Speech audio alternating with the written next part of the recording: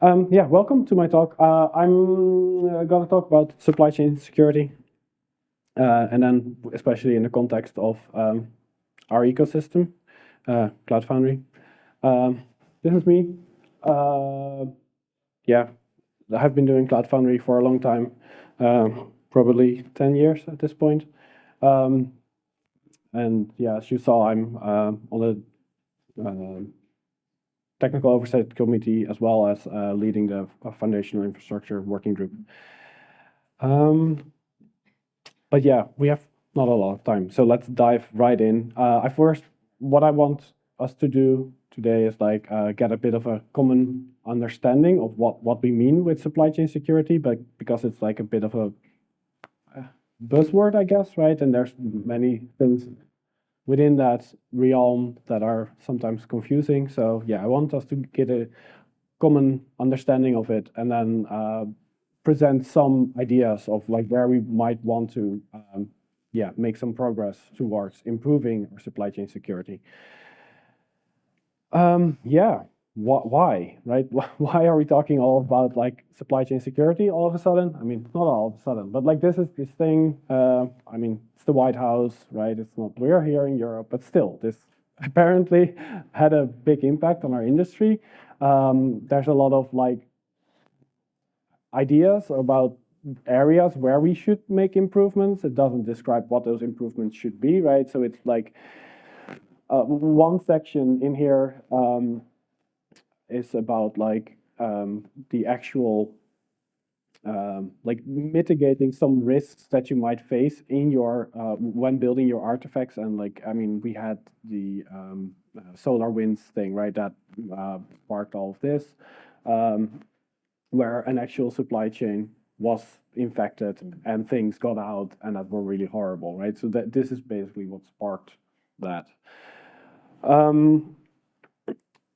So yeah, people talk a lot about SBOMs. I mean, when they talk about supply chain security, it's yeah, we're just gonna do an SBOM, right? So what's an SBOM? So an SBOM is it's about describing what or declaring what the components are that you are shipping in a human, not or machine readable format, right? And this is about like actually it's not so much about where you got these things from, but more about like identifying like this is, for example, a Ruby gem with this name and this version, and maybe even like this license, right? There are some competing standards. You have like SPDX and you have Cyclone DX. Cyclone DX coming more from like a security type of background, and SPDX coming more from like a license compliance background. And they're now trying, I don't know,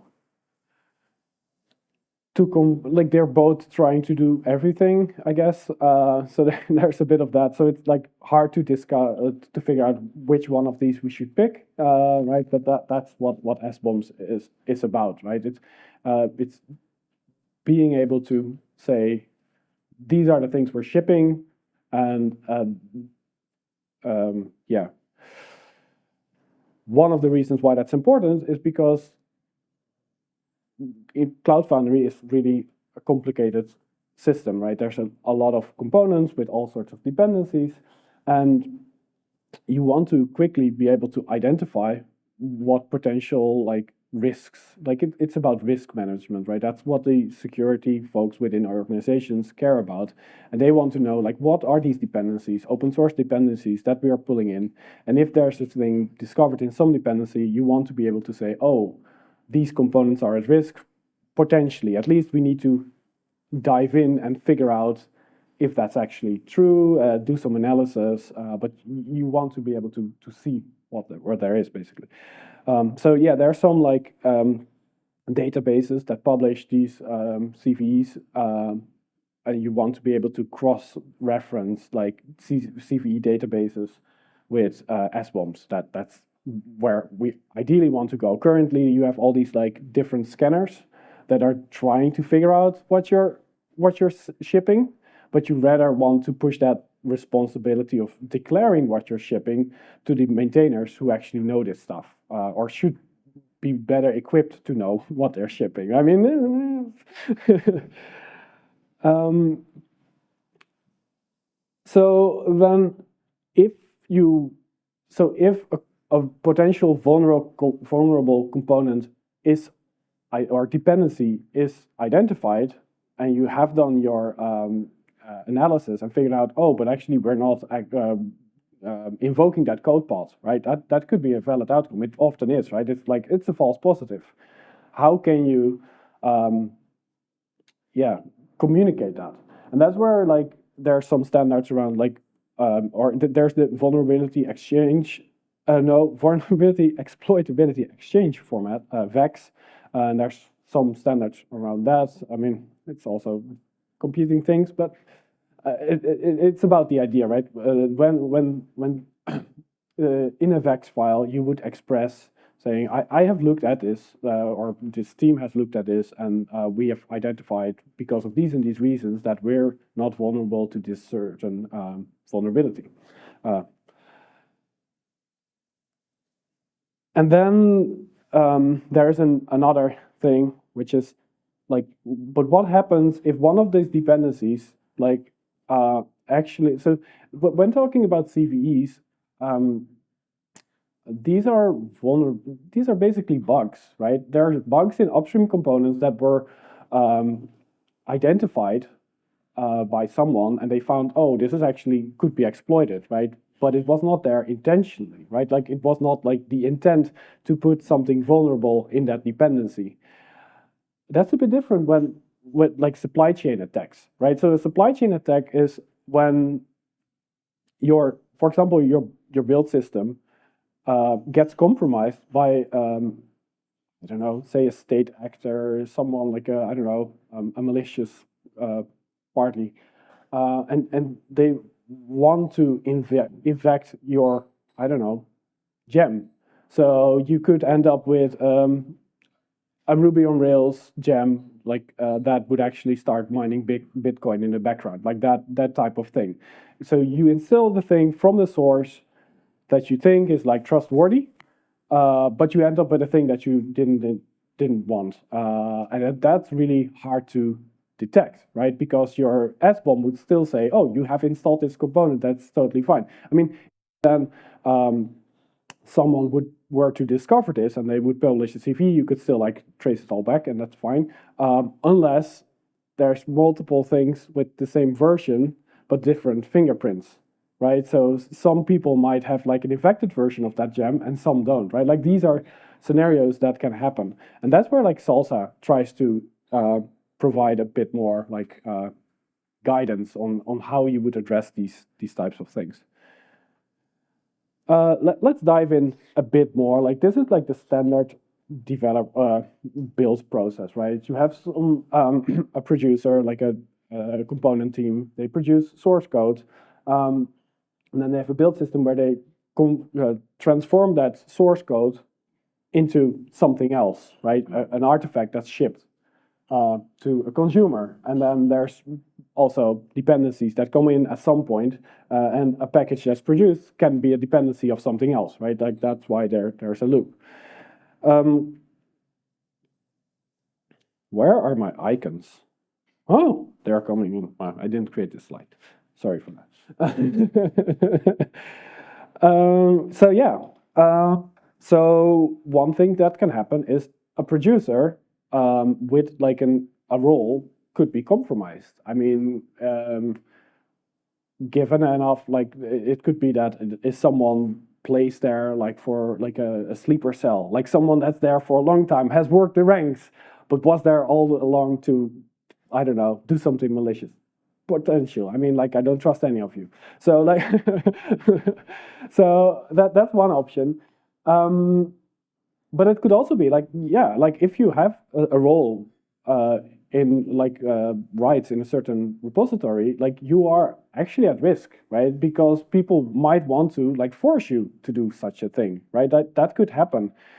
So actually, you want to go to, no, that's going to solutions. I mean, we're first going to produce problems.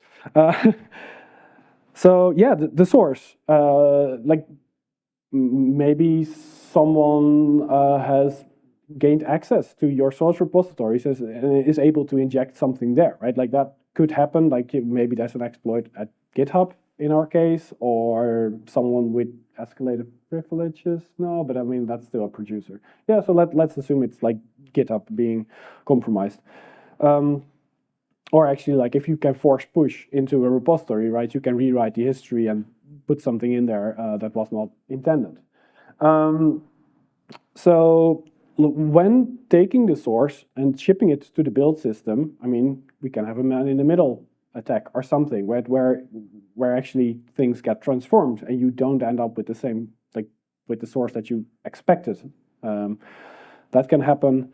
I mean, we talked about dependencies, right? These things like you can pull in a dependency that you think is the thing you expect, but it turned out to be something else, right? Because their build system has been compromised.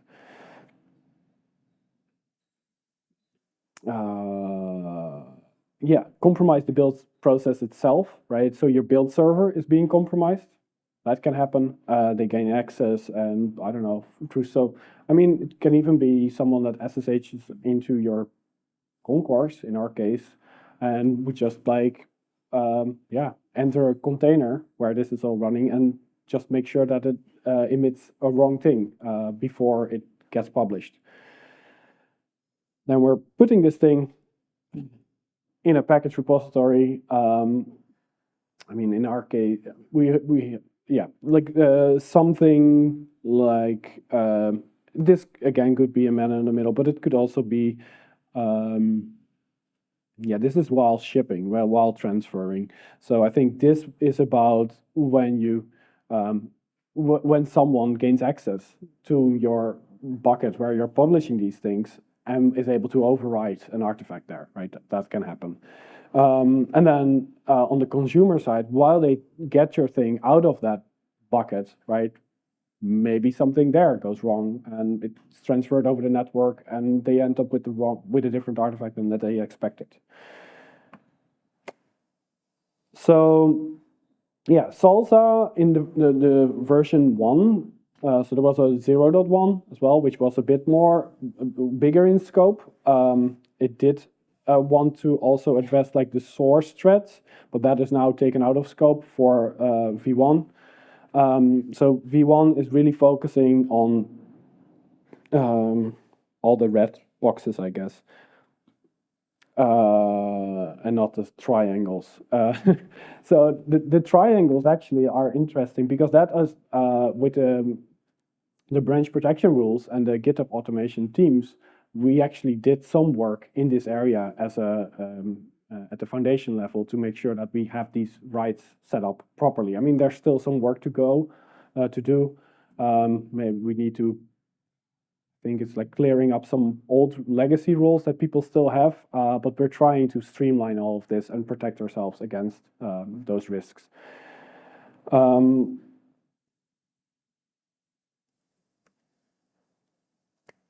So SLSA, it's a set of guidelines, but a big part of that is also attestation.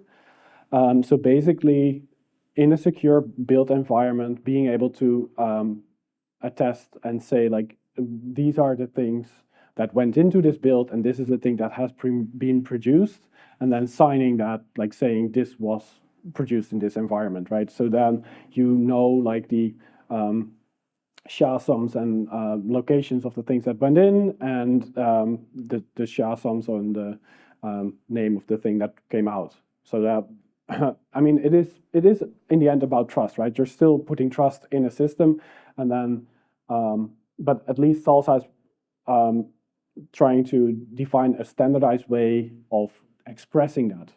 And then it's still about like implementing that and complying with all the different SLSA levels.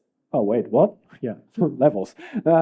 Because there's different levels of requirements that are more and more harder to achieve. And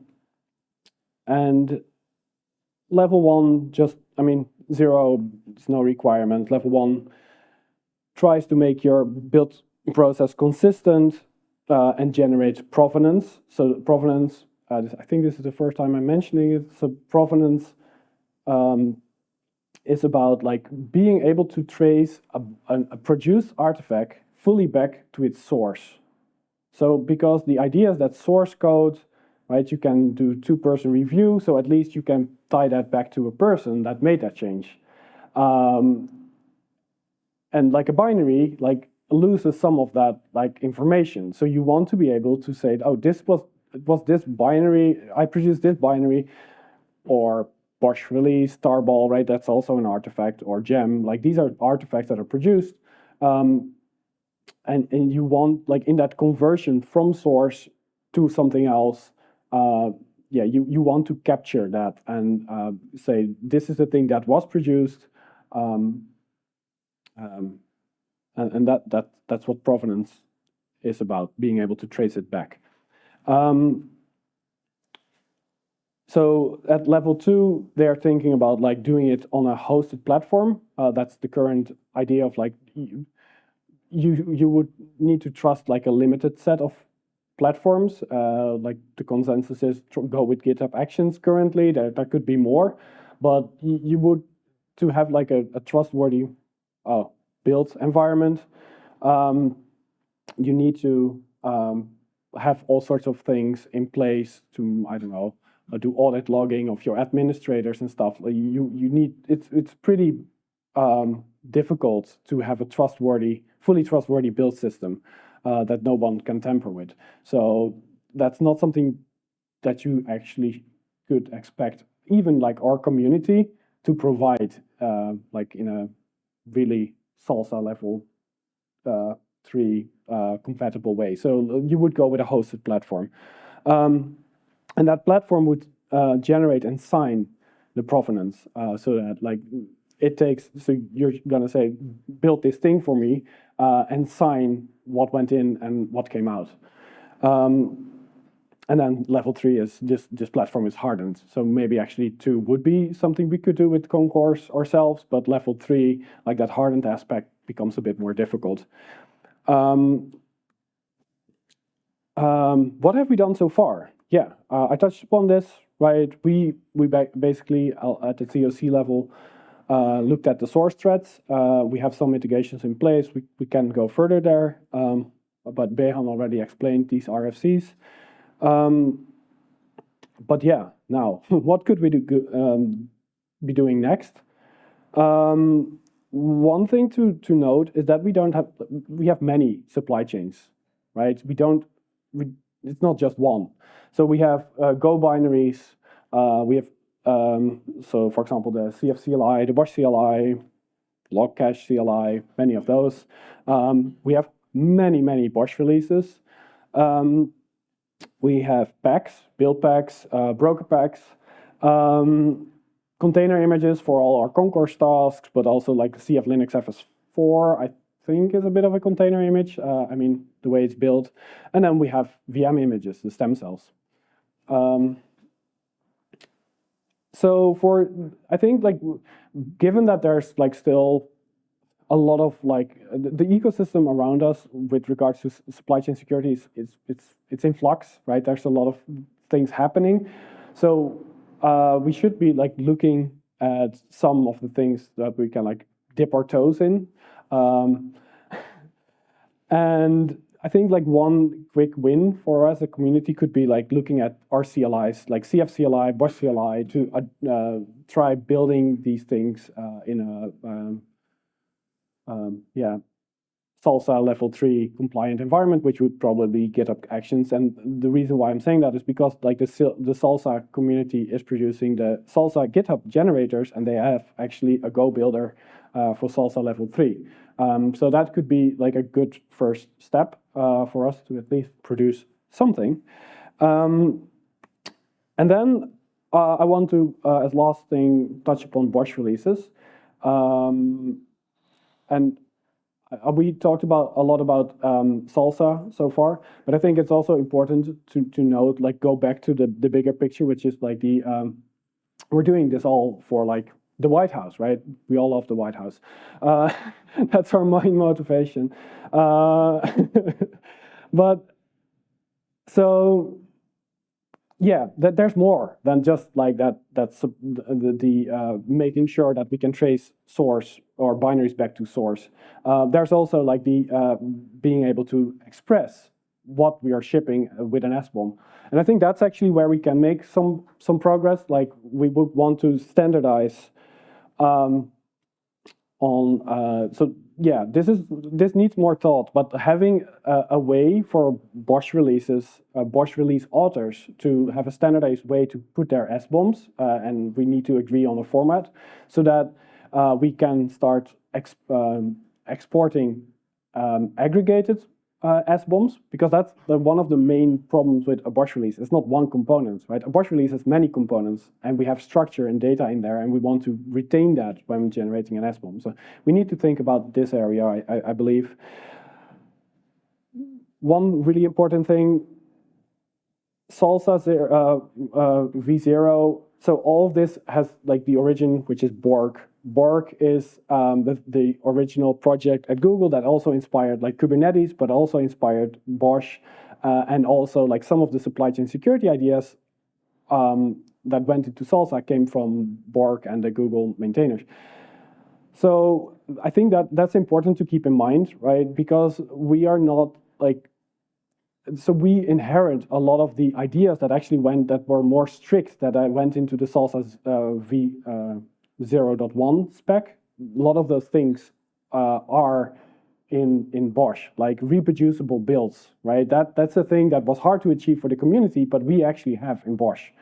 So yeah, I think that's important to keep in the back of our heads. Like we are not doing bad. It's just like we aren't like compatible, but we are in some things ahead of where the thinking around SLSA is currently.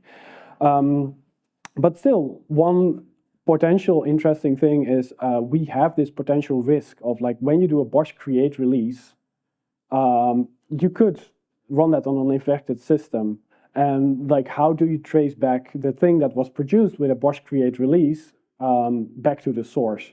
So we could do that with SLSA provenance. An alternative path that's probably more in line with what we're doing is being able to reproduce something, because trust is nice, but being able to reproduce something is better.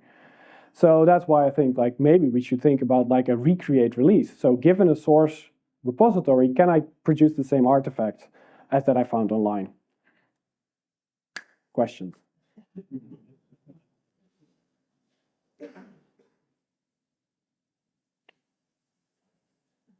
Glad this was all clear. It's too complicated for a lot of people. Sounds a little bit like something. So what's the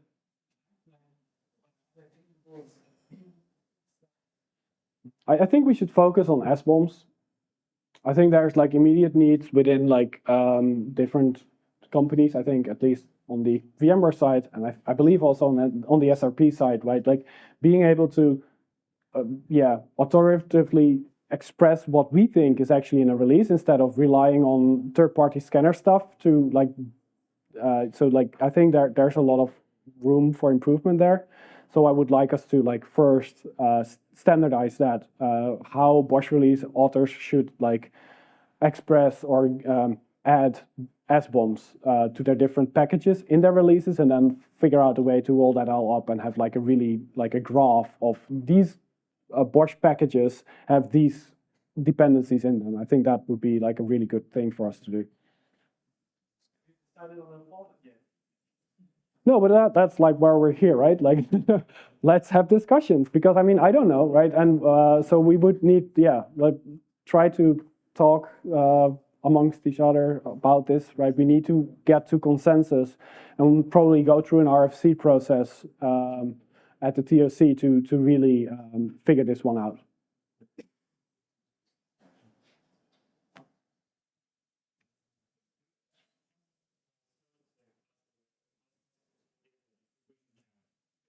Can you like mic him? Sorry. I'm on CFCLI team. I'm very curious. So you mentioned a bit about sign-in software, about bill of materials. That's all great. Do you have any thoughts on distribution channels? Kind of, I know that many of our assets like served from S3, like from different Yeah. blob storage, like some other artifacts served from GitHub like releases. So do you have any thoughts like how to consolidate that and how to make it across like whole Cloud Foundry? Yes, that's what SLSA is about, right? So SLSA basically says, like, if you can build something and then produce a signed attestation of the thing that you built, right? It doesn't matter where you put your final artifact, because you don't have to trust that, because you can look at the attestation. You cannot forge the attestation because you can verify the signature on it. And then you have the SHA-SUMs of the thing that you expect. So you can just pull it from anywhere. I mean, you can even get it like a local copy from your, I don't know, neighbor, right? And they will say, here's my copy of it. And you can just trust it because you can verify the SHA-SUM.